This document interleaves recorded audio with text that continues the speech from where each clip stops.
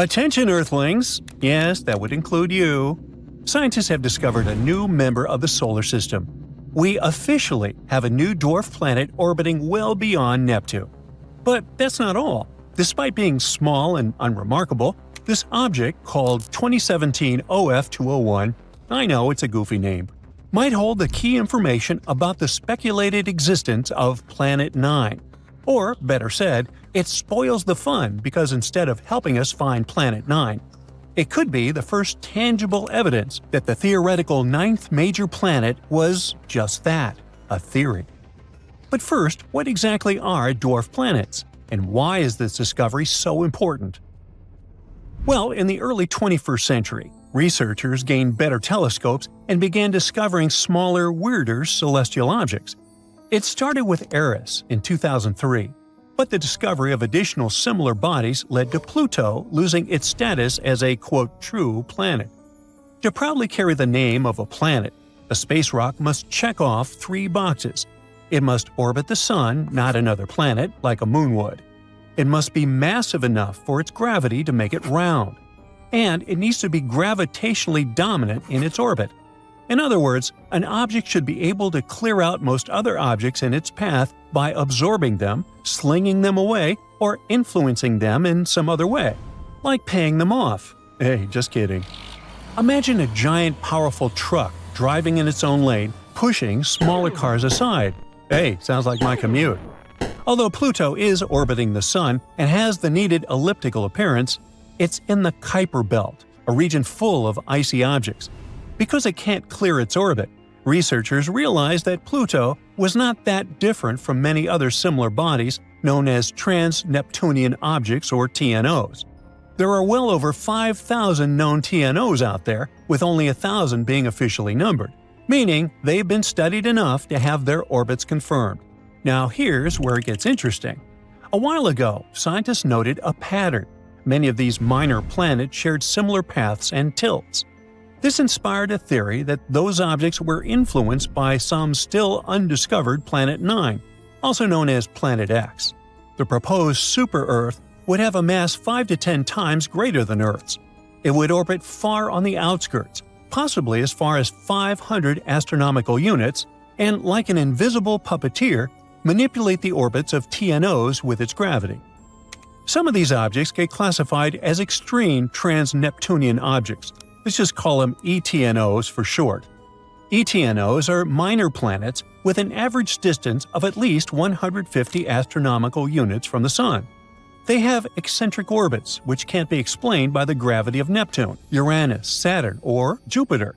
This led some scientists to conclude that Planet X must be out there. Ooh.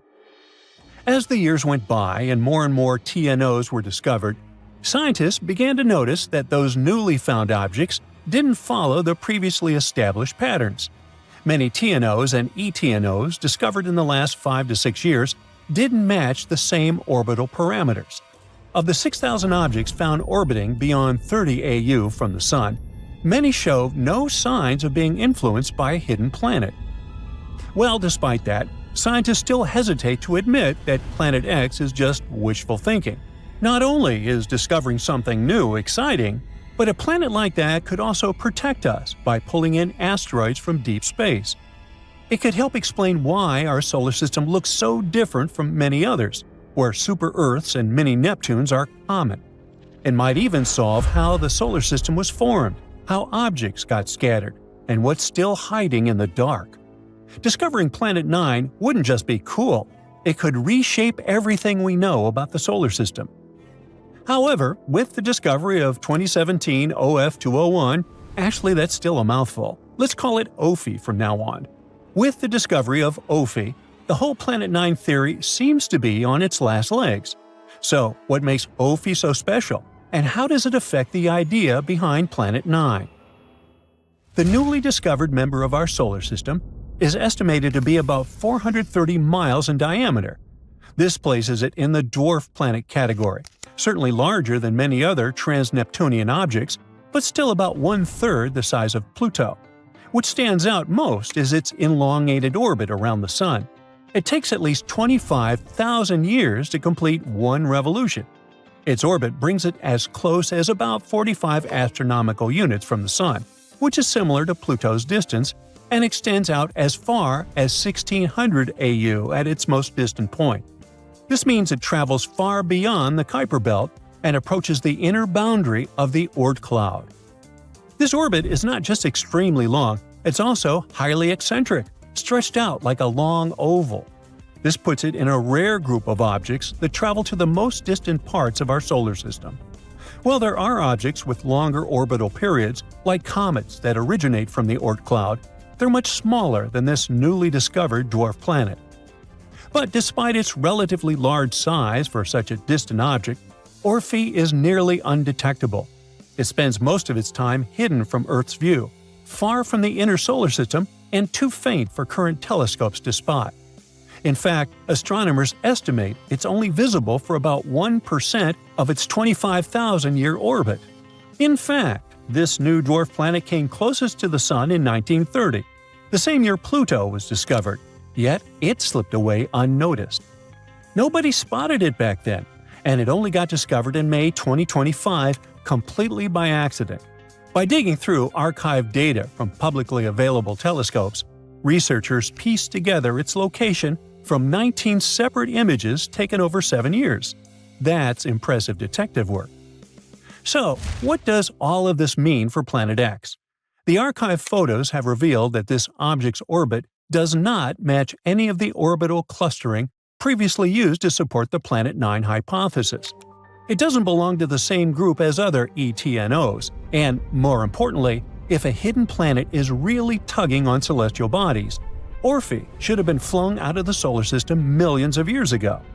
If Planet 9 was where we speculated and had the predicted mass, then Ofie's current orbit wouldn't last. It would likely be altered or even destroyed within about 100 million years. However, its orbit appears stable and undisturbed, suggesting it has been like this for far longer. But wait, you exclaim. If the mysterious orbit of Ofie is not caused by an invisible giant planet, what else could it be? Well, space is full of surprises, and gravity isn't exclusive to planets. One idea is that the orbit has been stretched over time by galactic tides. Just like the Moon pulls on Earth's oceans, the Milky Way galaxy itself pulls ever so gently on everything in the solar system. It's a slow, steady force. But if you're far out enough, like Ofie is, even that gentle tug can twist your orbit over millions of years. Now, another possible explanation could be that a passing star may have come to our solar system a long time ago, especially during its formation. Back when the Sun was young and surrounded by newborn stars, one could have passed close enough to give some outer objects a gravitational nudge. That kind of flyby could have easily yanked an icy object into a stretched-out, tilted orbit. The third idea is that such unusual orbits are leftovers from the early solar system, when planets and debris were being flung all over the place. Some may have ended up in stable but extreme orbits, like Ofie, the dwarf planet. If something really is pulling on these distant objects from outside our solar system, something like the galaxy itself, then we lack models to explain it. It's remarkable that we've managed to spot Ofie in the first place. These objects only appear when close to the Sun, so we've likely seen just a fraction of what's out there. There could be hundreds or even thousands of similar rocks, all with strange orbits and mysterious origins. Which means the real mystery might not be a hidden planet, but the hidden world of space rocks quietly orbiting in the dark, waiting to be found. Have you heard about Planet 9? No, not Pluto. We're talking about something lurking on the outskirts of the solar system. A mysterious planet that exists in our solar system that we haven't yet discovered. We've been looking for it for years, but finally, it seems like scientists found a key to solve this mystery. Planet 9 is a hypothetical planet. Astronomers have been on the hunt for it for quite some time now.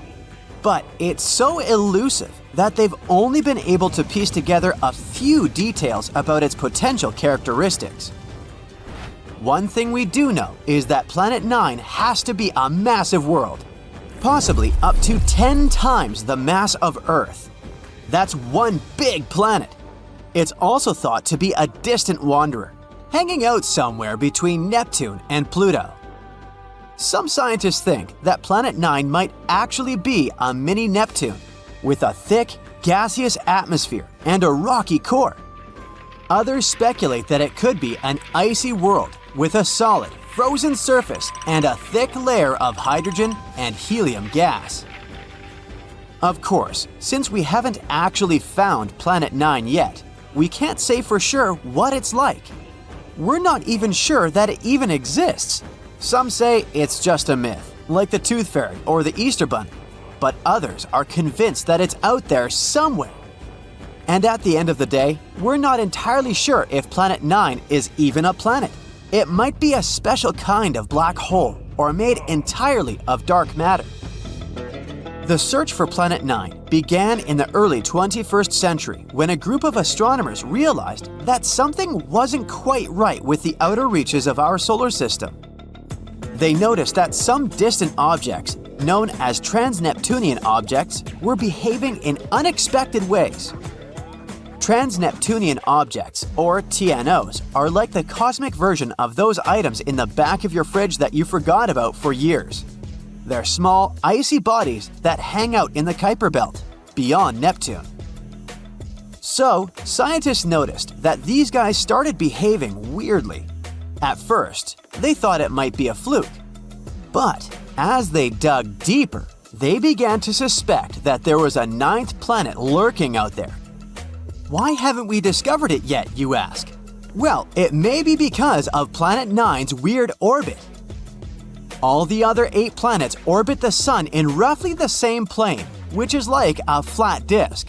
However, our hypothetical friend's orbit is different. It might be tilted and move in a different direction compared to the other planets. Its orbit might also be stretched out like an oval, rather than being nearly circular like usual. Because of this, Planet 9 might spend most of its time far from the Sun, like a true introvert. It only comes relatively close to the inner solar system every few thousand years. This would make it super faint and hard to spot, so the only way we may discover it is by studying the gravitational effects it has on our solar system. And this isn't the first time astronomers have gone looking for a new planet.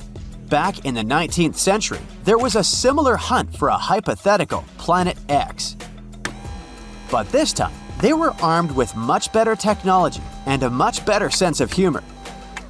They began calling their elusive quarry Planet 9, which was much catchier than Planet X. They even came up with a hashtag for the search, Pluto Lives. It was a reference to the fact that Pluto had been kicked from the planet gang and some astronomers were eager to find a new planet to take its place. But the search for Planet 9 has been no easy task. It's like trying to find a lost sock in the laundry basket the size of a football stadium. It's so far away and so faint that even the most powerful telescopes can't see it. Instead, astronomers have had to rely on indirect evidence, like the strange orbits of TNOs, to try to figure out where it might be. Some scientists have even supposed that it might be a wandering rogue planet, which would explain why it's so hard to find. But they haven't given up hope. Till this day, they're scouring the skies using all sorts of high-tech telescopes and fancy algorithms to try and spot this elusive planet. And fear not, dear curious human, because it looks like after so many years of research, we may have finally found the key to solve this mystery. Astronomer Man Ho Chan from Hong Kong has a theory. He believes that Planet 9 could have a bevy of moons. That's right, not only is it a giant planet hiding out in the depths of space, but it's also a bit of a hoarder. Moons are all the rage in the outer solar system. In fact, almost every planet here has at least one moon, except for Mercury and Venus. Earth has just one, which is kind of sad if you think about it. Even non-planetary bodies like Pluto have at least a couple of moons. A bit unfair, isn't it? Anyway, Taking this into account, let's go moon picking with Planet 9. The region between the rock-filled Kuiper belt and the rock-filled Oort cloud, where this planet is predicted to be, should be ripe for the picking. Chan made some calculations and determined that it would be stranger if the elusive planet didn't have any satellites. According to his calculations, an object the mass of Planet 9 should capture at least 20 TNOs as large as almost 90 miles across. It's like our mysterious planet is playing cosmic Pokemon with these guys. So, what if Planet 9 has moons? Would that make any difference? Kinda, yes. They could give us some indirect clues to finally locate this mysterious planet. Now, you might be thinking, how in the cosmos can we possibly spot these teeny tiny moons? It's not like they're going to wave a giant flag or blast some Beyoncé tunes to get our attention. Well, apparently the key lies in something called tidal heating. Tidal heating might sound like a new workout trend, but it's a real scientific phenomenon. It happens when two celestial bodies are close together. You see, tides aren't just about the rise and fall of the ocean, they're also the result of gravity pulling unevenly on a planet or moon. When a planet and a moon are close enough to each other, their gravity pulls on each other, creating a bit of a football shape. And as these celestial bodies move around each other, they shift shape and generate friction inside, which produces heat. Wow, who knew that Planet 9 could have a workout routine? Perhaps we should start calling it Gym Planet instead. Anyway, if Planet 9 has any moons, the gravitational pull from these moons would cause it to change shape constantly, generating heat in the process. And we might be able to detect this mysterious planet through the heat produced by those moons, even though it gives off no other signals. Now, before you get too excited, finding them won't be a walk in the park. They're incredibly small and would be very far away from us. But hey, nothing worth discovering ever came easy, right? Scientists are optimistic that with the right technology, they can spot this telltale sign. It will be easier for us to spot them with fancy instruments like modern telescopes. Talk about cool friends to have, right? Sure, the process of finding it may be difficult and time-consuming, but the potential payoff is huge. Finding this planet could explain a lot of the strange behavior observed in TNOs, the Kuiper Belt, and beyond. As we've already mentioned, they've been acting super weird lately, tilting and aligning in suspicious ways. If this planet doesn't actually exist, we have yet to explain what is the reason for this strange behavior. In any case, the search for Planet 9 is one of the most exciting and intriguing quests in modern astronomy. It's like a cosmic scavenger hunt, and everyone's invited to join in on the fun. So, grab your telescopes and let's go planet hunting. Who knows, maybe we'll find it sooner than we think. So, we might be getting closer to finding a massive icy planet beyond Neptune's orbit. Sorry Pluto, still not you. Recently, some universe mapping using data from a telescope in Hawaii eliminated about 78% of the possible locations for this mysterious Waldo from space. Some people call it Planet 9, while others prefer Planet X. Either way, it's been causing controversy since its existence was first proposed, and that is mainly because no study so far can answer the big question: does it really exist? If discovered, Planet 9 would rank as the fifth largest planet in our solar system, with a mass 10 times that of Earth. It's also theorized to be gaseous, like Uranus.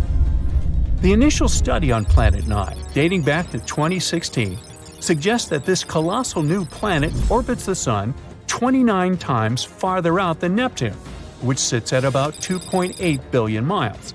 As a result, the Planet 9 would take between 10,000 and 20,000 years to complete a single orbit around the Sun. If confirmed, this yet-to-be-understood world would dominate a region larger than any other known planet in our cosmic neighborhood. These are all intriguing hypotheses, but without a single piece of evidence or observation to back them up. Before dismissing this as a wild guess, It is important to note that these researchers relied on complex mathematical modeling and computer simulations to speculate about the planet's characteristics, because that's what they do. The hypothetical presence of this planet would explain various mysterious features located beyond Neptune. We are specifically talking about the Kuiper Belt, a huge donut-shaped region filled with icy debris left over from the formation of the solar system, including comets and dwarf planets like Pluto. What happens is that the 6 farthest objects in the Kuiper Belt exhibit elliptical orbits that are all oriented in a similar direction within physical space and tilted approximately 30 degrees downward relative to the orbital plane of our 8 known planets. What's strange here is that, despite their distinct orbital velocities around the solar system, they maintain this alignment. The likelihood of such alignment occurring randomly is extremely low, around 0.007%.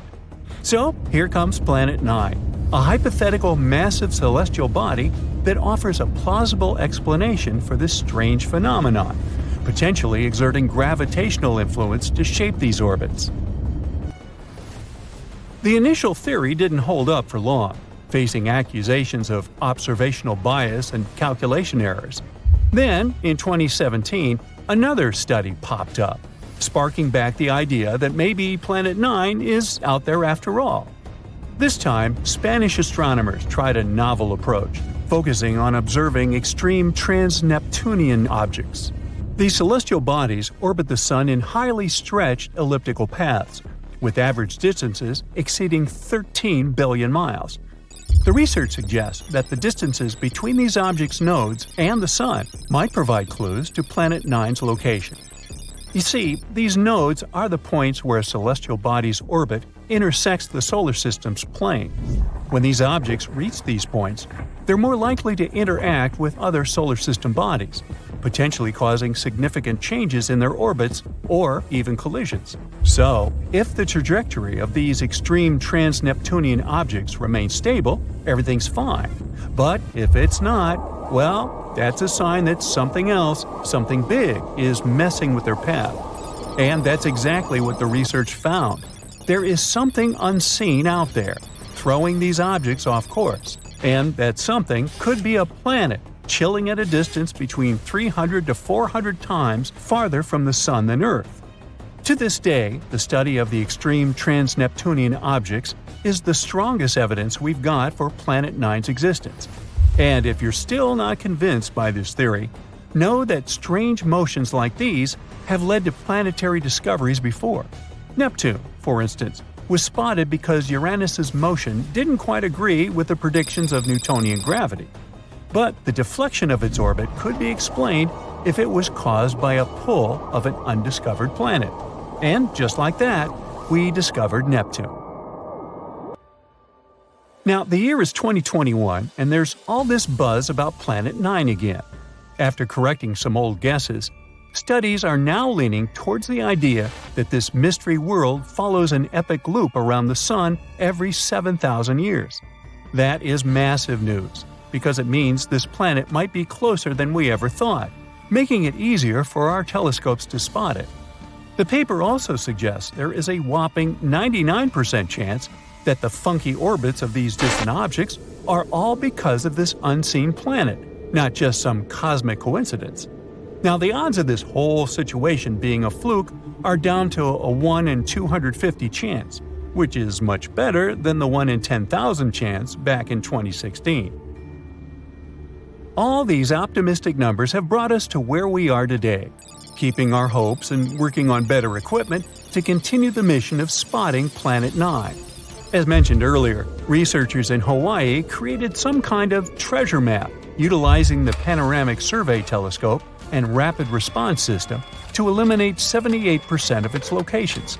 This is great news, considering how challenging it is to find a planet-sized needle in a cosmic haystack. But unfortunately, Planet 9's presence remains a ghost in the dark outer reaches of our solar system. Enthusiasts are still convinced of its existence and believe it is only a matter of time before we celebrate the discovery of Earth's new cosmic cousin. They're putting their hopes on the Rubin Observatory, which is currently under construction in Chile and is scheduled to begin science operations in late 2025.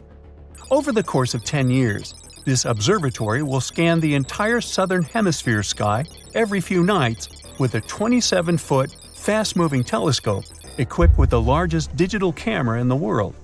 The idea is to catalog everything in the solar system, reaching out to and beyond Neptune, and tracking the movements of millions of celestial objects, including space junk, asteroids, comets, and stars. If Planet 9 is indeed out there, this next-generation telescope could be the one to find it.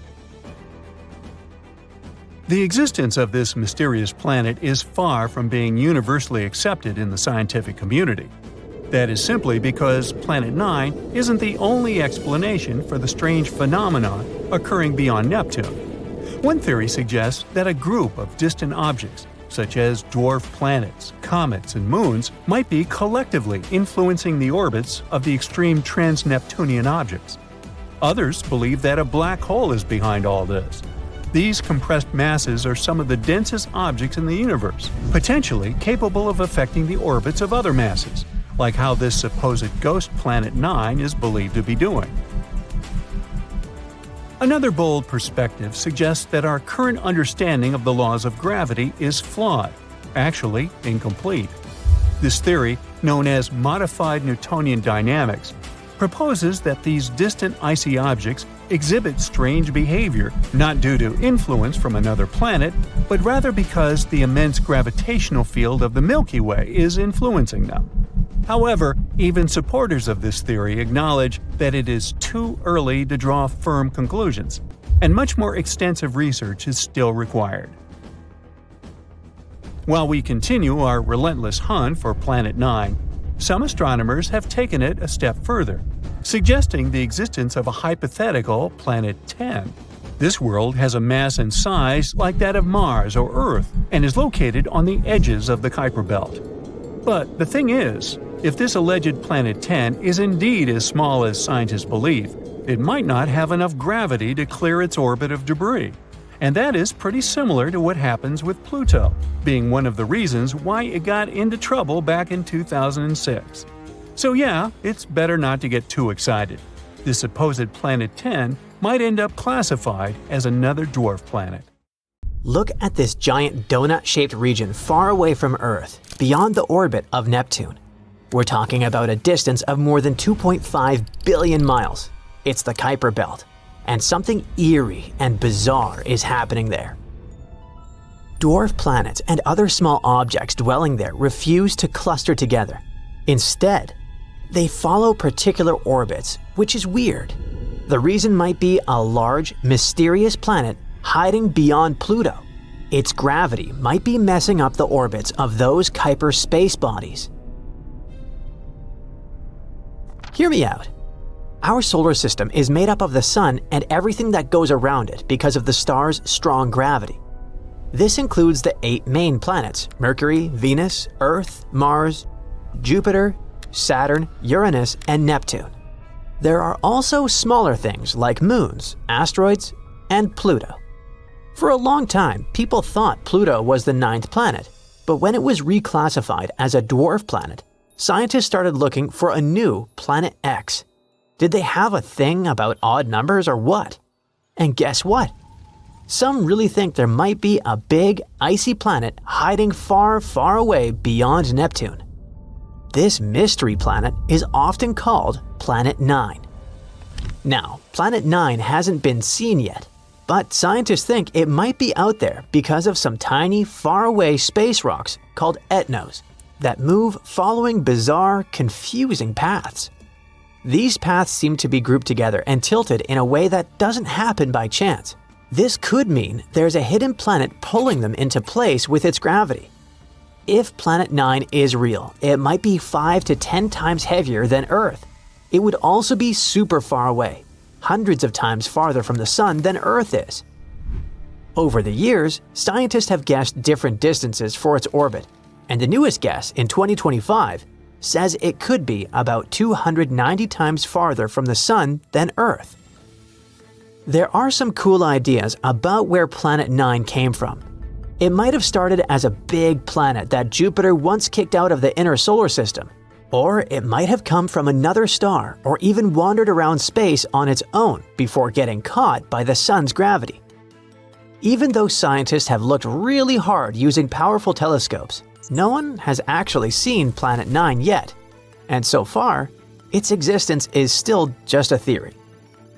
But recently, a group of researchers tried something clever. They used data from two special space surveys called ERAS and Akari. These two looked at the sky in invisible light, far infrared, about 23 years apart. Which is helpful because Planet 9 is supposed to move very slowly. The team focused on a special list from Akari, which is better at finding faint, moving things in space. They guessed how bright Planet 9 might be and how fast it might move based on how big, far away, and cold it could be. Then they looked for matching blips in the sky that were seen by both ERAS and Akari, but not in the exact same spot. That's because a real planet would have moved a little over 23 years, and they indeed found 13 possible matches that could be Planet 9. Their estimations were based on how far away the object seemed to be, 500 to 700 times farther from the Sun than Earth, and how heavy it might be, which is 7 to 17 times Earth's mass. After looking very carefully at all the images, they narrowed it down to one really good candidate. The two detections weren't in the same spot in both surveys, and the way they appeared in the Akari map matched what you'd expect from a slow-moving object. It showed up on one date and wasn't there 6 months earlier, but of course, there was a catch. Apparently, the old data isn't good enough to figure out the exact path of the potential planet. So, the team wants to do new follow-up observations using a special camera called DCAM, which is really good at spotting faint, moving objects. That way, they can find out if this candidate is really Planet 9. Additionally, it can help us learn more about how our solar system works and how it formed. If Planet 9 is ever discovered, it would totally change the way we understand our solar system. It could explain why some far-out space rocks in the Kuiper belt tilt weirdly. The thing is, most planets go around the Sun in a flat-ish circle, but those faraway objects are tilted about 20 degrees. Planet 9 might be the reason why. Next, we'd probably find out why those tilted objects seem to point the same way. Their orbits are grouped together in one direction. A big hidden planet's gravity could be hurting them like sheep. There are also some strange tilted objects super far away. They don't make sense unless something big, like Planet 9, is tugging on them. A few space rocks orbit the Sun backward between the big planets, which is kinda the wrong way. That's super weird unless something big is messing with them. Some far-out Kuiper belt objects keep crossing Neptune's path and haven't been flung away. That's because Planet 9 might be helping keep their orbits stable over a long time. Another cool thing is that if Planet 9 existed, it would be a super-Earth, a kind of planet we see a lot around other stars, but we don't have in our solar system yet. So finding one here would make our solar system more like the others out there. Throughout history, people have been wondering if there could be hidden planets far beyond Neptune, even before Pluto was found. Back in 1880, a guy named George Forbes guessed there might be two unknown planets way out there, one about 100 times farther from the Sun than Earth, and the other about 300 times farther. He thought these mystery planets might be pulling on some comets and changing their orbits, kind of like how Jupiter does with the comets near it. In 2004, scientists found a weird little world called Sedna. It had a strange path around the Sun that didn't seem to be affected by any of the known planets. Its closest point to the Sun, called perihelion, is way too far for Neptune to be the reason. This made some scientists wonder if Sedna got pushed into its path by a hidden planet, maybe even something as big as Earth or bigger. Others thought maybe it was a star that flew by a long time ago or another star that formed near ours. Then, in 2014, another odd object was discovered. It had a very similar orbit to Sedna, which made people even more suspicious that there could be something big out there messing with their paths. This kicked off a new round of the Planet X or Planet 9 hunt. At a meeting in 2012, a scientist named Rodney Gomez said that maybe there was a big, hidden planet around 1,500 times farther from the Sun than Earth. He thought it could explain the orbits of other odd objects, like some far-out comets and centaurs, small bodies that wander among the giant planets. At that time, those who supported the Planet 9 theory believed that if it existed, it would move around the Sun in a huge, stretched-out circle called an elliptical orbit. It would be about 400 to 800 times farther from the Sun than Earth is, about 13 to 26 times farther than Neptune. If it really had that kind of orbit, it would take around 10,000 to 20,000 years to go around the Sun just once. Plus, if it indeed orbited the Sun, it wouldn't follow the same flat path as the other planets. Its path would be tilted by about 15 degrees to 25 degrees.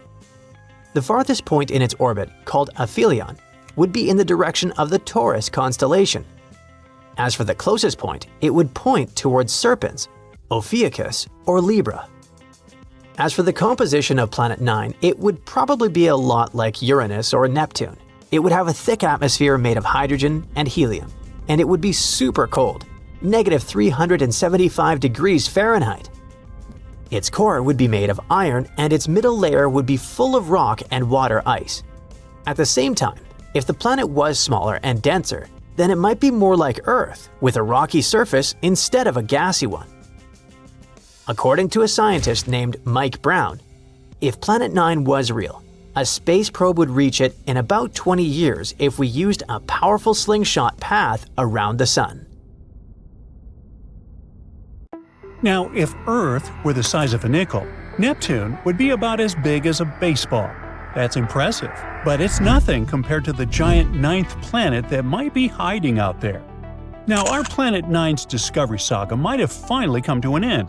Turns out, the problem wasn't where we were looking, but how. And researchers might have just made the biggest solar system discovery in decades. You see, the idea of finding a planet beyond Neptune has been around for years now. I know, back in school, you probably learned that the ninth planet was Pluto. But forget about Pluto. It's been demoted to a less fancy category since 2006. What I'm talking about is the Planet 9. A hypothetical giant planet that could be our cosmic neighbor. We've never actually seen it, but scientists are pretty sure it's out there somewhere, hiding in the outer solar system. To explain why they think that, we need a sheet of paper. Hey, here's one. We place a coin on it, and suddenly, it starts to move. Unless we're talking about some kind of superpower, there's no way this coin is moving on its own, right? So, you figure someone must be on the other side, holding a magnet and moving it around. You can't see the magnet, but it explains why the coin is moving. That's kind of what's happening with Planet 9. We can't see it, we can't prove it, yet, but its existence could explain the strange movements we see out there in space. For example, the planets in our solar system orbit on a flat plane that's tilted about 6 degrees relative to the Sun. But why 6 degrees? Well, no one really knows for sure. Some scientists think those orbits might be slightly tilted because of the pull of a ninth planet. Its existence could also explain the unusual paths of smaller objects in the distant Kuiper belt, a region full of icy debris that stretches far beyond Neptune's orbit. Back in 2016, researchers from Caltech published a study about Planet 9. They suggested it could have a mass about 10 times that of Earth and follow a highly elongated path. It's a scientific way of saying it takes forever to make one trip around the Sun. Because of that, it would be located in the outer solar system. I mean, far, far away. It would orbit the Sun about 20 to 30 times farther out than our most distant planet, Neptune. According to scientists, Planet 9 would take up to 20,000 Earth years to complete just one full orbit around the Sun. Since it's crazy far out there, it's almost impossible to see it. So, as cool as this hypothesis sounds, we've never found solid evidence that Planet 9 actually exists. But we might be pretty close. In May 2025, a team at National Tsinghua University might have made one of the most exciting solar system discoveries ever. Alright, so there's a hypothesis that Planet 9 hasn't been discovered yet because we haven't been using the right method. This new study raises an interesting question. What if Planet 9 actually looks brighter in infrared light than it does in visible light? Let me explain. Scientists have been trying to spot Planet 9 by its reflected light. But here's the problem. To spot it in visible wavelengths, sunlight would have to travel all the way out to Planet 9, bounce off its surface, and then travel all the way back to Earth. If a Neptune-sized planet were about 10 times farther away than Neptune, it would look about 10,000 times fainter. But a planet's own thermal radiation, its heat, only has to make a one-way trip. So in infrared light, Planet 9 would only be about 100 times fainter. That's why it makes more sense to look for it using space-based infrared telescopes. And that's the idea behind this new study. The team started digging through archives, searching for old infrared sky survey data, and they pulled it from two main sources. First, IRIS, a satellite launched in the 80s that scanned the sky for almost a year. Then, the Japanese satellite Akari, another infrared observatory that operated between 2006 and 2011. So basically, they compared objects that showed up in IRIS database and noticed which ones had moved by the time Akari took its observations. And by doing that, the researchers found something incredible, an object that might just be our long-lost ninth planet. Because if something moves, it could be a planet orbiting the Sun, right?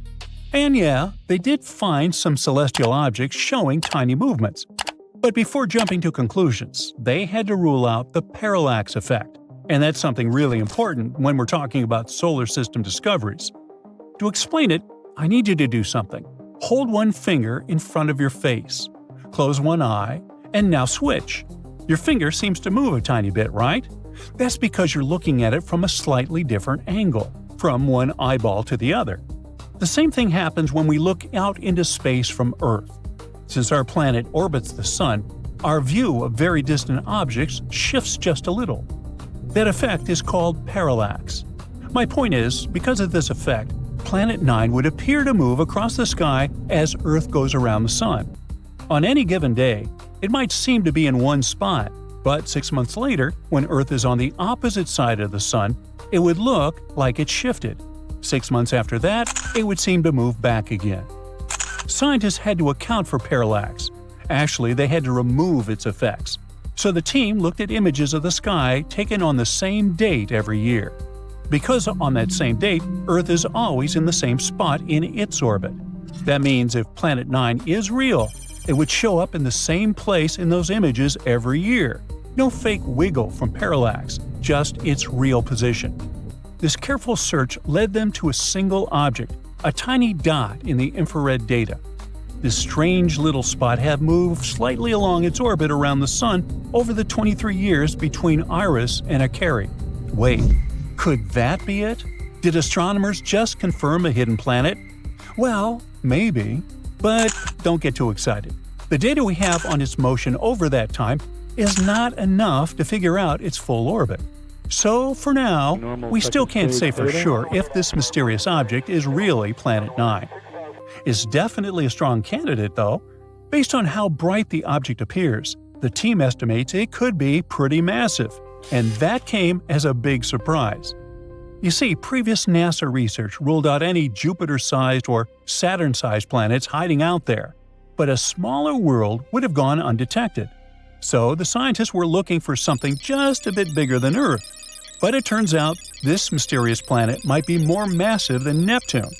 Now that they've discovered Planet 9, supposedly at least, the plan is to keep tracking it and collecting new data.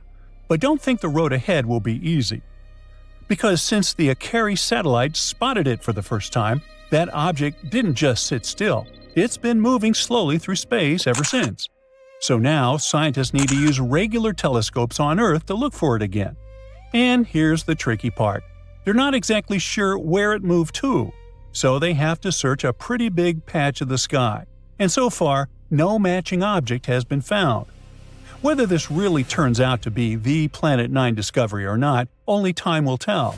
For now, its existence is still up for debate. But with powerful new technology on the way, like NASA's Nancy Grace Roman Space Telescope, astronomers are more determined than ever to uncover the truth. And if Planet 9 really is out there, hiding in the cold, dark edges of our solar system, it's running out of places to hide. Alright, dear viewer, let's lay it out on the table. The case is cold, just like the rock we're looking for. It's that hypothetical planet again, a real slippery character, warping orbits from the shadows. I've been following its gravitational rap sheet for years. It has left a trail of math miscalculations and confused astronomers. But it can't hide forever. This solar system ain't that big. If it's there, we will find Planet Y. Yep, another day, another quest to solve the solar system's riddles. New research points to another hidden world. I have to say, we shouldn't dismiss these theories until they're disproven.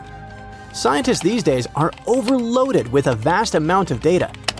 Thankfully, they have supercomputers going through mountains of equations bound to give a headache to someone like me. But it's how these theories come to exist. At one point, even Neptune seemed like a far-fetched theory. When Uranus was discovered in 1781 by William Herschel, for decades, it looked like the solar system's final stop.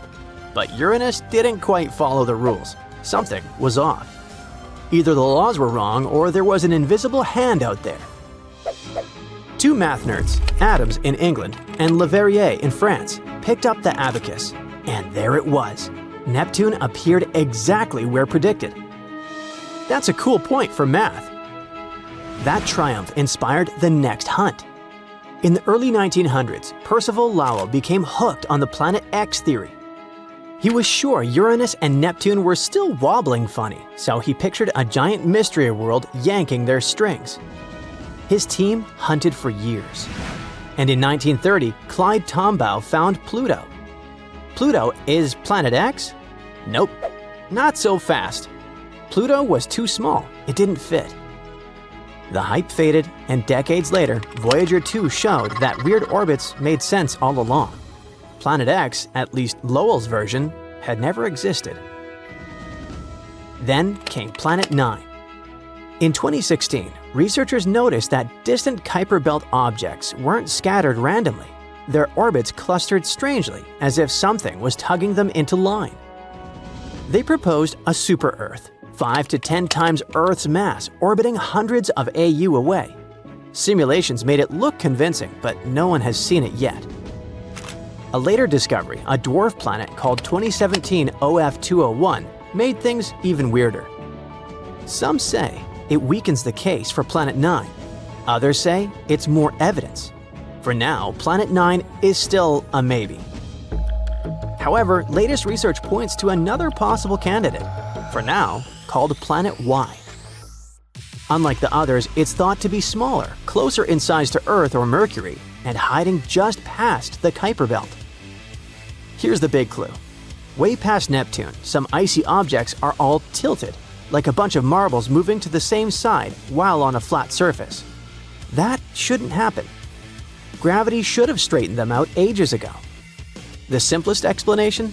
A hidden planet, quietly warping the outer solar system like a mischievous babysitter. Astronomers check those Kuiper Belt orbits against the solar system's invariable plane, basically the balance point of all the planets combined. If things were normal, the orbits should line up, but they don't. They're all slanted the same way, like a bunch of pencils dropped on the floor, and somehow every single one points toward the same corner. According to researchers, the odds of that happening by chance are only 2 to 4%. That's similar to flipping a coin 5 times in a row and it landing on the same side each time. Astrophysicists ran their fancy calculations and came up with the simplest explanation. You guessed it, another object with strong gravity. The math shows that a world somewhere between the size of Mercury and Earth, orbiting 100 to 200 AU from the Sun, could maintain that tilt. Not too big, not too small, not too far, just the right size and distance to warp the Kuiper belt without throwing everything else into chaos. And here's where it gets fun. In theory, Planet Y could coexist with Planet 9. Planet 9 is supposed to pull icy orbits into clusters, kind of like a sheepdog rounding up sheep. Planet Y doesn't cluster anything. It tilts the whole playing field instead, which means if both turn out to be real, we might have two hidden planets shaping the edges of our solar system in different ways. So why haven't we seen this mysterious neighbor yet? Simple, it's faint. At 100 to 200 AU, sunlight is thousands of times weaker than here on Earth. Planet that far away could only reflect a tiny trickle of light. To our telescopes, it would look like a barely visible speck drifting across a crowded star field. Kind of like trying to spot a sleeping gray cat in a dark cellar with only faint moonlight coming through the window. It doesn't help that Planet Y would move at a snail's pace across the sky. Snap a photo one year and another a few months later, and it might not even look like it moved. Older sky surveys weren't designed to catch something that faint and slow. They're great for spotting fast-moving asteroids near Earth, but hopeless for a dim tortoise crawling at the edge of the solar system. But the hunt isn't over. Astronomers are putting their hopes on the Rubin Observatory. This massive new telescope will take pictures of the night sky in unprecedented detail. If Planet Y is out there, Rubin could be the one to find it. And if it isn't, well, Rubin will give us the best proof yet that it doesn't exist. Who knows, maybe it spots something entirely different. But what if Planet Y is real? Where did it come from? Perhaps it's a leftover chunk from the solar system's wild early years. Billions of years ago, when Jupiter, Saturn, Uranus, and Neptune were still migrating, massive chunks of rock and ice were flung around like cosmic bumper cars. Some merged to become the planets we know today. Others were kicked out entirely, ejected into interstellar space. Planet Y might be one of the lucky survivors, massive enough to hang on in a stable orbit at the fringes. Another possibility is way cooler. Maybe it's a rogue planet. Planet Y might just be the cosmic equivalent of an adopted kid or a wandering stray that found a home. So what would it mean if Planet Y was real? First, it would mean a lot of textbooks getting another edition. New picture books as well. It would also challenge how we think planets form. A Mercury to Earth mass that far doesn't fit the standard model of planets forming near the Sun and staying put. Either the early solar system was wild enough to fling it outward and still keep it bound, or it didn't start here at all and was captured later, stolen from another star. There's another angle. Comets. A planet out there could tug on icy bodies at the edge of the solar system, nudging some inward. Over time, that might even have helped deliver water and building blocks for life to Earth. But that's just speculation at this point. However, the biggest question of all would be, what else is out there? If a planet the size of Earth can still slip under our radar, then smaller worlds, icy dwarfs, and other mysteries could be waiting farther out. The Oort cloud might be home to things we haven't even dreamed of yet. Finding Planet Y wouldn't just add a planet, it would open a new chapter in exploring the solar system. So, here we are at the edge of the map, where the streetlights of our solar system flicker out. It's just another theory on top of a dusty desk. Another clue to chase down a dark universe. Some leads have gone cold and turned out to be ghosts. Others, still out there, waiting to be found. Planet Y? The case is still wide open, but one thing's for sure in our solar system. As long as the orbits keep wobbling and the cosmic rug stays wrinkled, astronomers, they'll keep looking. They'll never stop searching for the last planet hiding in the endless dark. Maybe it's just a matter of time. We will see. At the edge of our solar system, there's a cold and mysterious region known as the Oort cloud. It's a hypothetical vast area of icy space objects surrounding the Sun. It's believed to lie far, far away from our star, from 2,000 to 5,000 astronomical units. For comparison, Pluto's orbit carries the planet between 30 and 50 astronomical units from the Sun. And there, in this freezing emptiness, a rogue planet may be hiding right at the moment. At least, that's what new research has recently suggested. Rogue planets are called this way because they don't orbit around any star. They wander the galaxy alone, totally untethered. Without stars, they don't have days or nights, only eternal darkness. Rogue planets are usually kicked out of their planetary systems, doomed to a solitary existence of circling the center of the galaxy on their own. Of the thousands of planets scientists have detected outside of our solar system, only a dozen or so are starless and cruising on their own. At the same time, there might be billions or even trillions of rogue planets wandering around our galaxy. If these estimations are true, it might mean that the Milky Way contains more free-floating planets than stars. Anyway, in 1907, one astronomer started a search for Planet X. It's a hypothetical giant planet moving around the Sun beyond the orbit of Neptune. The scientist was convinced that this planet existed because he had observed some irregularities in the orbits of Uranus and Neptune. His idea led to the discovery of Pluto in 1930. But the dwarf planet was too small to have any serious gravitational impact on the orbit of Neptune, let alone Uranus. These days, the Planet X theory is largely considered to be discredited, but it hasn't stopped astronomers from searching for planets in the far reaches of our solar system. And shockingly, a new study claims there might be one or even more out there, but much, much further away than predicted. An international team of scientists has recently simulated the unstable celestial mechanisms of the early solar system. They've discovered that there's a possibility that a few planet-sized bodies might have come to rest in the Oort cloud. You see, about 4.5 billion years ago, when the solar system was just forming, it was a hectic and unsettled place. Gravity sent debris from the cooling protoplanetary dust cloud hurtling around like cosmic tennis balls. From time to time, large chunks of this debris, even planet-sized ones, were sent flying far enough to escape the sun's gravity altogether. Such pieces of debris turned into rogue planets. Researchers have seen such space wanderers in distant exoplanetary systems, but according to them, there's a 0.5% chance that one or more of those wayward planets formed in the solar system and ended up in the Oort cloud after drifting away from the sun. At the same time, it's slightly more likely that a rogue, Neptune-like planet was snagged by the sun's gravity from another planetary system. And then, this planet came to rest somewhere in the Oort cloud.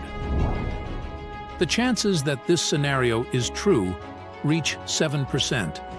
If this turns out to be the case, then a space body similar to Planet X might indeed be hiding out there, on the outskirts of our solar system. The only problem is that it would still be too far away to have any impact on Neptune's orbit. In any case, most researchers are convinced that the Oort cloud is made up of a collection of way smaller icy objects. But given the distance to the Oort cloud and its enormous size, we may never really figure out what is lurking out there. For thousands of years, people knew only about the planets Mercury, Venus, Mars, Jupiter, and Saturn, which they could see using simple telescopes, or even by the naked eye if conditions were good. But in the late 18th century, a famous astronomer named Sir William Herschel discovered a new planet that was icy blue in color. At first, people thought it was a star, but later they realized it was a planet. Today, we know it as Uranus, a planet that's more than 19 times farther away from the Sun than Earth. It's so far away that it takes Uranus 84 years to complete one trip around the Sun. This astronomer also discovered many other interesting things in space, like double stars and nebulae. In the mid-1800s, scientists noticed something pulled Uranus and strangely tugged its orbit. They thought there must be another planet out there, and they used math to predict where it would be. Finally, in 1846, they found Neptune using a telescope. It was too faint to see with the naked eye because it was too far away from the sun. It was all so exciting. Who knows how many other planets could be there, lurking in the darkness of our solar system? Back in the mid-1800s, astronomers noticed something unusual was happening in the sky. A small rocky planet named Mercury was behaving strangely. It didn't follow the predictable orbit that was expected of it. One of the astronomers was a brilliant French scientist named Urbain Le Verrier. He came up with a theory that there could be another planet in our solar system no one had yet discovered. It would be located somewhere between Mercury and the Sun. This hypothetical planet, which he named Vulcan after the Roman god of fire, would have an incredibly hot surface, and it could be a potential explanation for Mercury's strange behavior. He never surely claimed Vulcan was really the one thing disturbing the orbit of Mercury. But, excited by the possibility of discovering a new planet, astronomers all over the world took the idea of Vulcan. For a planet that didn't exist, people committed to developing ideas and getting information about it. Some scientists didn't think it was likely that they had missed another planet as big as Mercury. It would have been hard not to see it by then. But there was a tiny chance of a smaller planet existing inside Mercury's orbit that was too close to the Sun, so no one could see it. One theory said it was about 13 million miles away from the Sun. Mercury is the planet with the most eccentric orbit in our solar system, but the closest point it gets to the Sun is about 28.5 million miles. This means Vulcan would be under half of that distance. The theory moved on, saying that if Vulcan existed, it would orbit the Sun every 19 days and 18 hours, and its path would be tilted about 12 degrees relative to the path of other planets in our solar system. Vulcan's position at its furthest point from the Sun would still be too close to the Sun to be seen with the naked eye, even during twilight. The only chance of seeing Vulcan would be during a solar eclipse, or when it passed in front of the Sun, which, as the theory said, would be 2 to 4 times a year. They had a theory that this mysterious planet was so close to the Sun that it could only be seen during a total solar eclipse when the moon blocked out the Sun's blinding glare. So, every time there was an eclipse, scientists would peer at the Sun, hoping to catch a glimpse of Vulcan. They were trying really hard, but no matter what, they couldn't find this mysterious planet. Some astronomers claimed to have spotted it during eclipses, but no one could ever confirm or find evidence for that. The theory of Vulcan was left waiting for some better times. Einstein had a different idea. You know about his theory of general relativity, right? That's where he claimed gravity wasn't some sort of natural force, but a result of space-time curved because of the presence of giant space objects, like planets and stars. Planets circle around the Sun in their usual orbit because space-time is curved. That means the planets are kind of falling towards the central star of our solar system. And Einstein tried to explain Mercury's unusual orbit using his own theory of relativity. Unlike the other planets in our solar system, Mercury's orbit wasn't that circular. Instead, it seemed to wobble slightly, as if there was an invisible force pulling it away. Einstein said this could be happening because the massive gravity of our Sun was actually curving the fabric of space-time around it. He claimed it's possible this changed Mercury's orbit a little bit.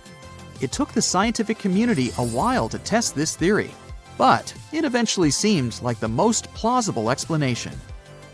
Even though Einstein's theory gave us a more elegant explanation for Mercury's strange orbit, some scientists were still holding out hope for Vulcan. It was especially hard to let go of the idea of Vulcan because Mercury is also the planet that's really hard to see from where we're standing.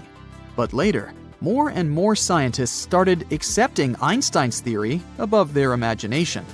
And they would observe a total solar eclipse specifically to test Einstein's theory of relativity, not because of Vulcan. And Vulcan is not the only hypothetical planet everyone was talking about. In the newer age, some believe there could be a mysterious planet lurking in the outer part of our solar system. But this one is more likely to exist. No one has seen it directly yet, but computer simulations show this so-called Planet 9, or Planet X, is probably somewhere there beyond Neptune. Neptune and Planet X could be similar in size.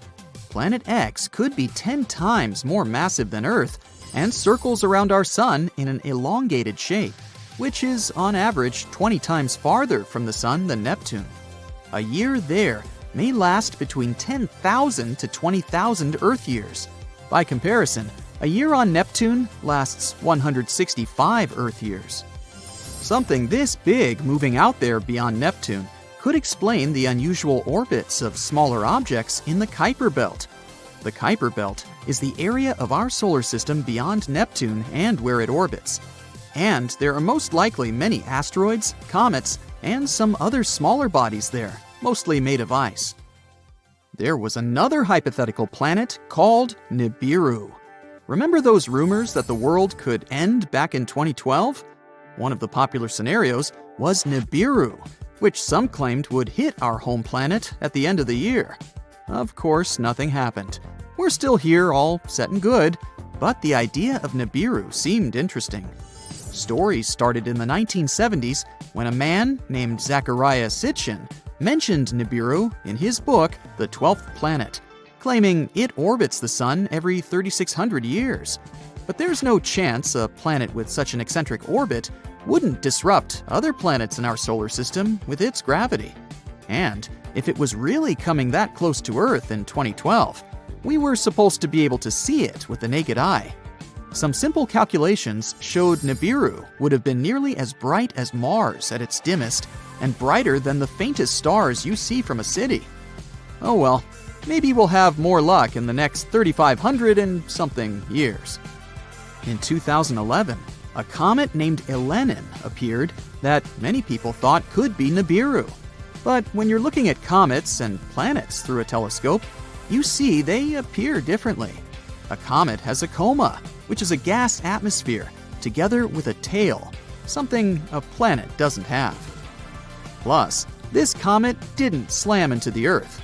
It came too close to our Sun and fell apart. The leftover pieces will continue moving on their way to the outer solar system for the next 12,000 years.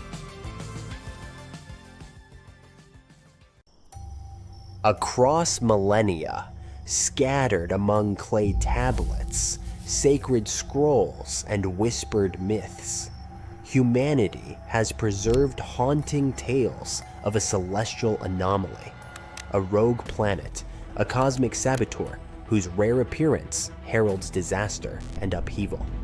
The Sumerians called it Nibiru, the planet of crossing. Egyptians feared it as the destroyer. Biblical texts knew it as the wormwood star. Are these merely the colorful myths of ancient peoples, or are they fragmented memories of an all-too-real cosmic threat?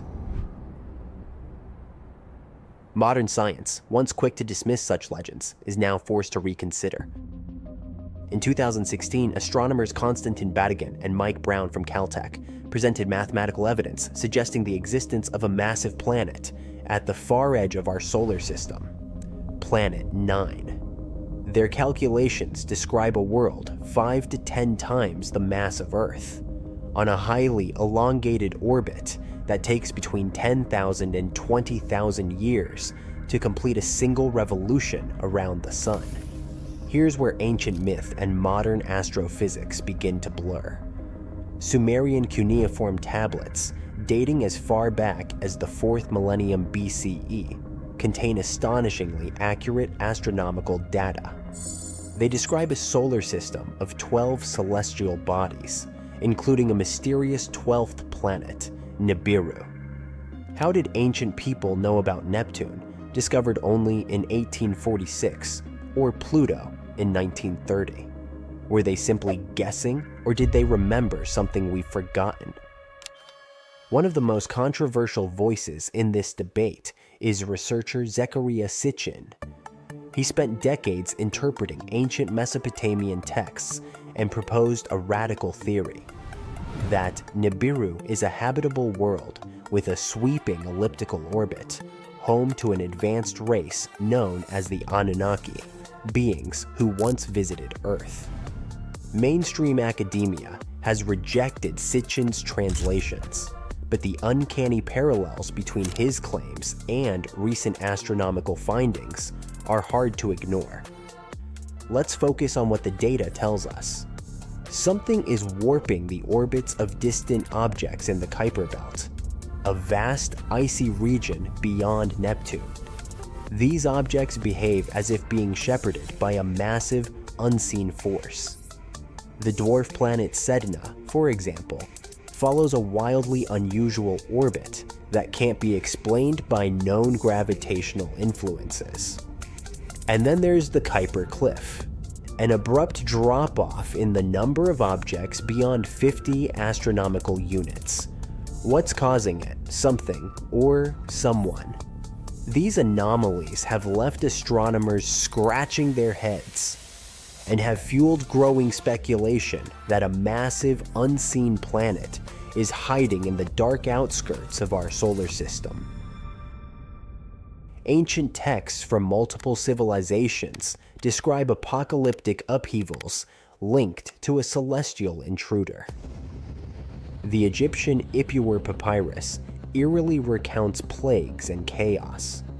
The river is blood, the earth turned upside down, days are shrouded in darkness.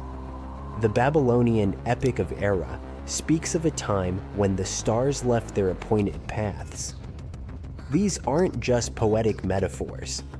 They're historical shockwaves echoing from a forgotten trauma.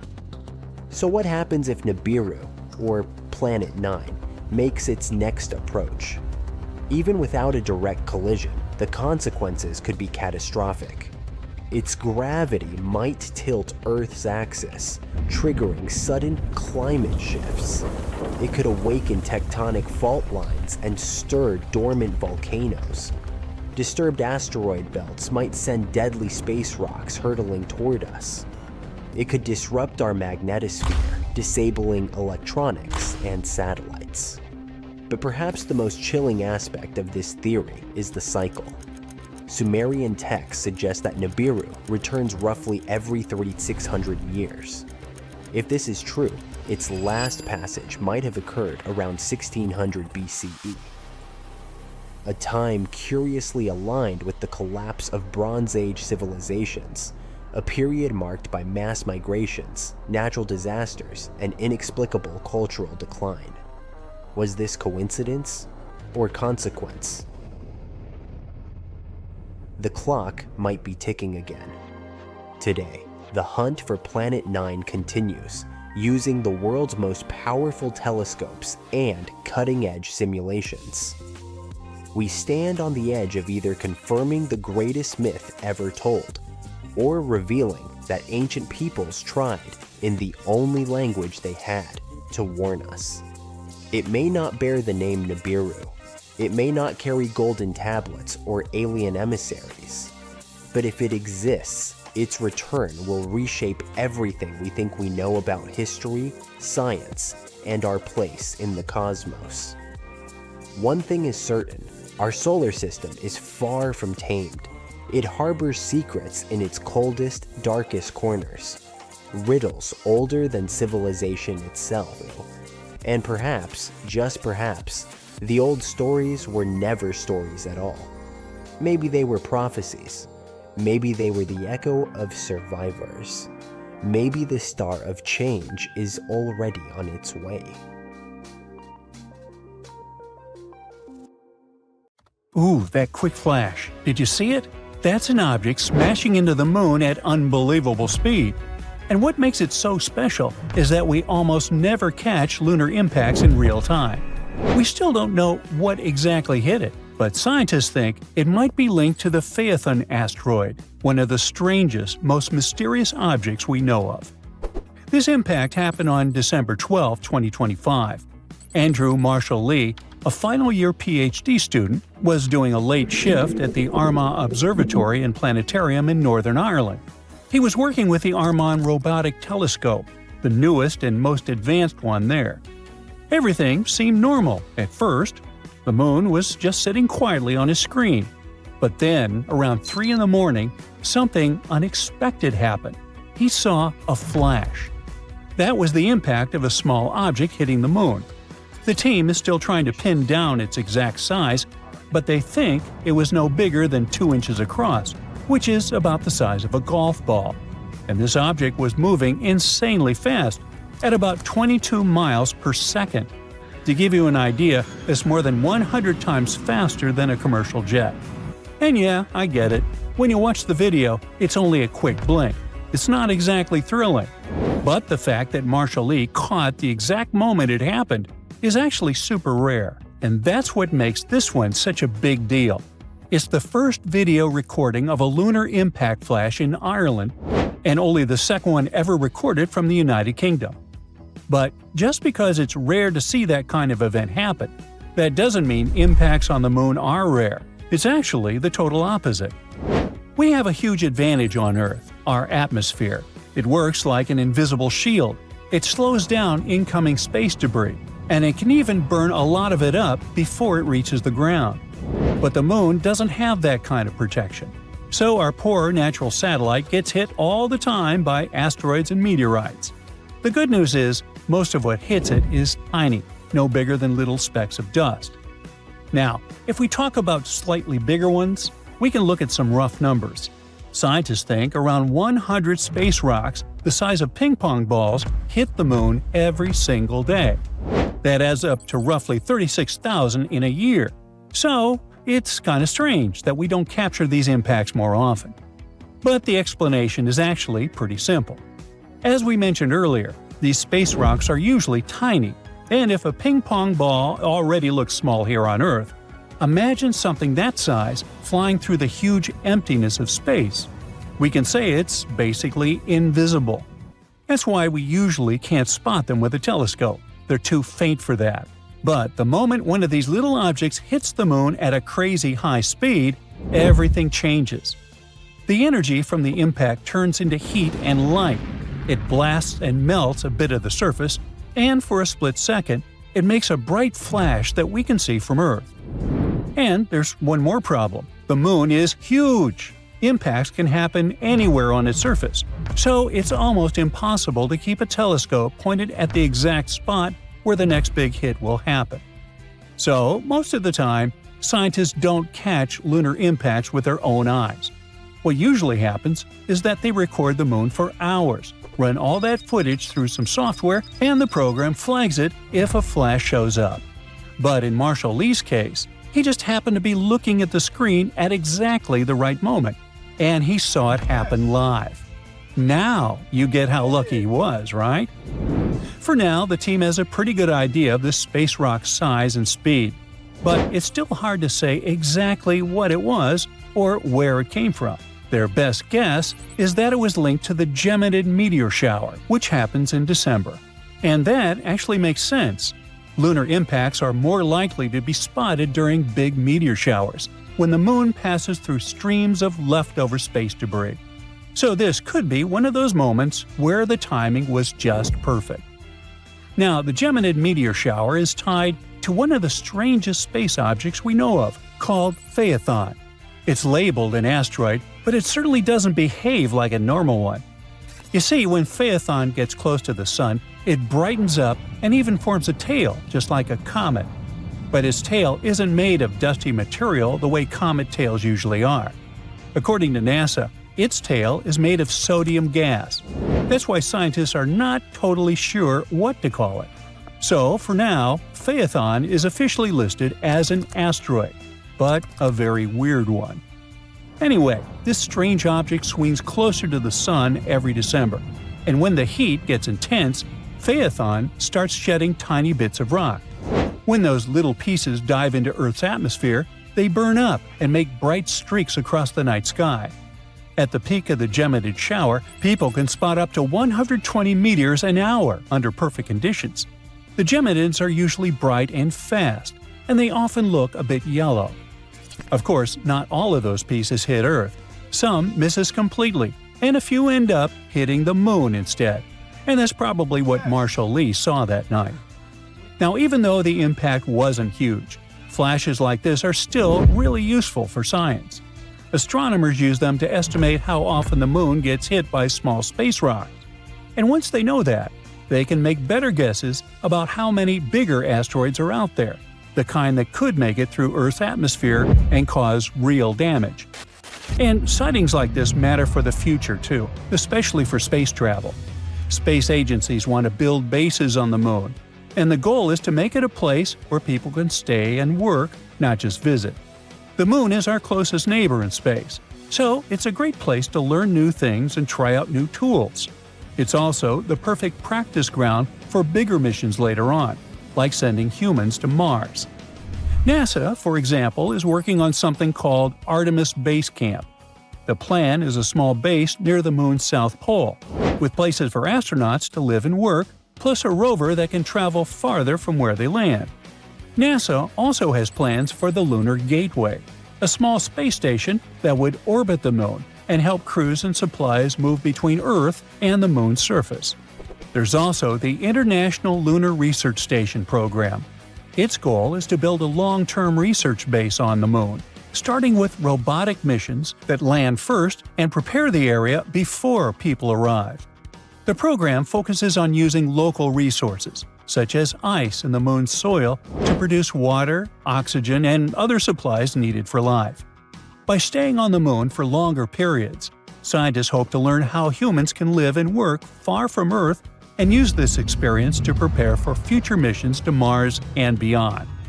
So, keeping an eye on these impacts and learning more about them could actually help us build a safer future beyond Earth. The more we understand how often these hits happen, and how strong they are, the better we can plan and protect future lunar bases. In a way, that tiny flash on the Moon isn't just a cool moment on a screen. It's a small warning and a useful lesson for what comes next. Last summer, astronomers noticed something off, and it was, wait, that's not supposed to happen off. They spotted a weird mix of signals in their data. After double-checking, triple-checking, and probably staring at the screen in silence for a while, they realized it was something they'd never seen before.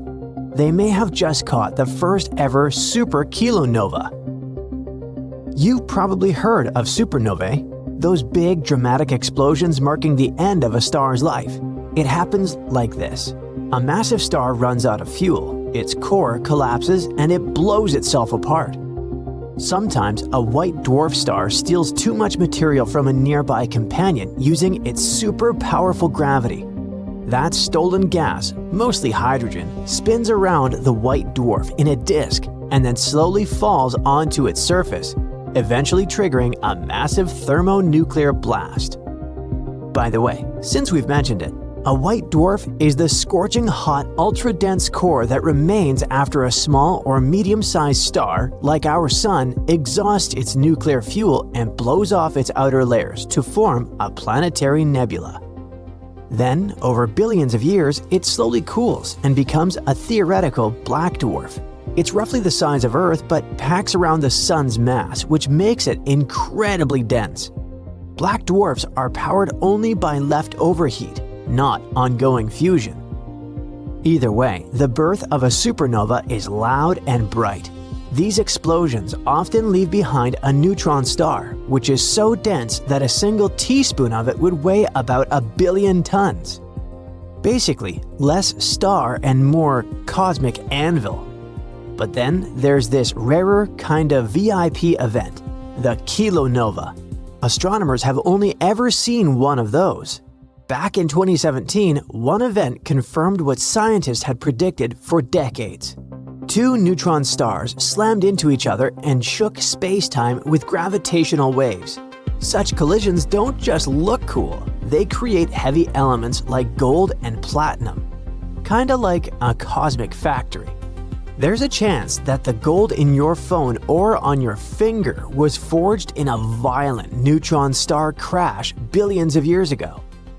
Kilonovae have a signature look.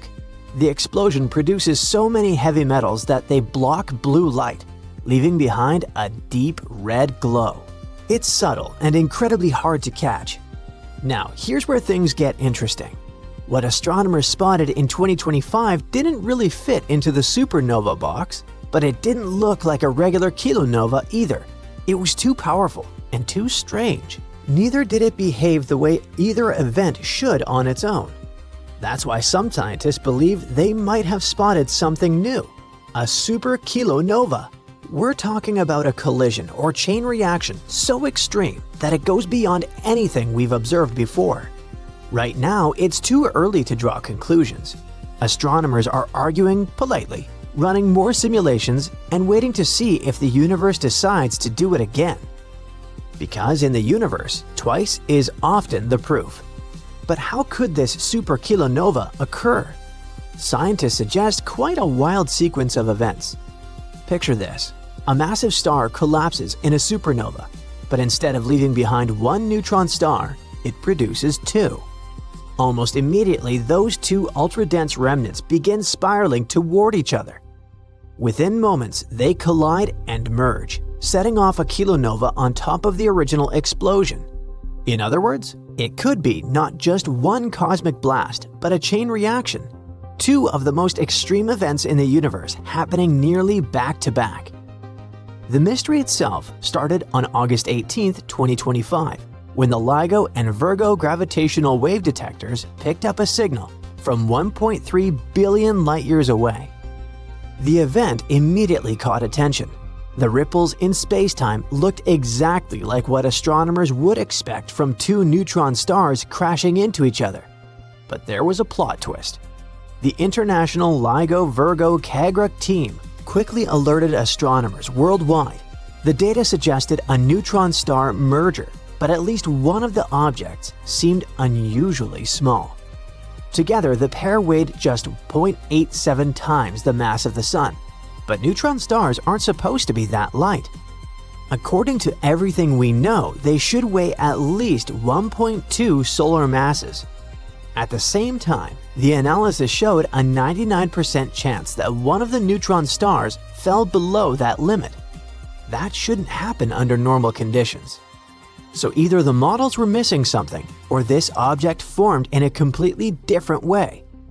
For example, it could be some kind of exotic birth during the collapse of a rapidly spinning, neutron-rich star. So, just a few hours after the alert, the Zwicky Transient Facility at Palomar Observatory spotted something curious. There was a fast-fading red glow coming from the same patch of sky. At first, it seemed that this discovery could solve the puzzle. For the first 3 days, the object behaved exactly like a kilonova. It glowed deep red, which is a sign of freshly forged heavy elements like gold and platinum. Everything matched: the timing, the color, and the gravitational waves. Astronomers thought they were witnessing the second confirmed kilonova ever seen. And that's where things got weird. On day 4, instead of fading away like a kilonova should, the object started getting brighter and bluer. That's like a major red flag in astronomy. Follow-up observations from the Keck Observatory in Hawaii revealed signatures of hydrogen and helium in the light, and those chemical fingerprints do not belong to kilonovae. They belong to supernovae, more specifically, a Type 2b stripped envelope supernova. This kind of explosion happens when a massive star loses most, but not all, of its hydrogen before blowing itself apart. It often happens because a nearby companion star siphons material away. At that point, many astronomers wrote the event off as a normal supernova that just accidentally happened near the gravitational wave signal. After all, regular supernovae don't usually produce detectable gravitational waves, but the timing and the early kilonova-like behavior, plus the strange mass measurements, didn't fit into that explanation. The event started to look like something far stranger. Now, most researchers still admit there's a chance all of this was just bad cosmic timing.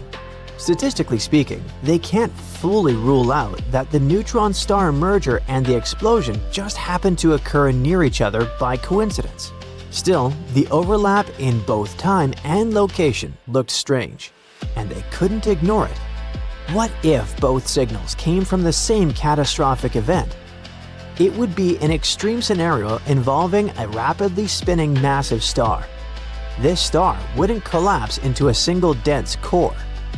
Instead, its breakneck spin would cause the core to split in two, forming a pair of tiny underweight neutron stars. These newborn neutron stars wouldn't last long. Almost right after birth, they would spiral toward each other and collide. That crash would send out gravitational waves and create heavy elements, just like a normal kilonova. But all of this would happen inside a much larger supernova explosion. In other words, it would be a hybrid. One cosmic disaster stacked on top of another. Interestingly, the term superkilonova wasn't actually invented for this discovery. Originally, it described a theoretical event where a massive, fast-spinning star collapses straight into a black hole, surrounded by a huge disk of material. This material is capable of producing giant amounts of heavy elements, possibly several times the mass of the Sun in gold and platinum. The new study suggests using superkilonova to describe a supernova that briefly creates and destroys a pair of neutron stars before anyone notices what really happened. The team is careful not to oversell the idea. After all, the event happened far away. Moreover, the signals overlap in complicated ways, and untangling them perfectly isn't possible with current data. So, coincidence is still on the table. But if superkilonovae turn out to be real, they would help us solve several mysteries at once. For example, they offer a way to form low-mass neutron stars and help explain how the universe's heaviest elements might be created. Future observatories could help us figure out this phenomenon. Upcoming missions like NASA's Nancy Grace Roman Space Telescope and the UVEX satellite will watch the sky, increasing the chances of catching more of these blended explosions. If astronomers start detecting more mergers involving unusually small neutron stars, the case will finally be solved. Until then, the idea of a supernova and a kilonova happening together remains one of the most intriguing what-ifs in modern astronomy.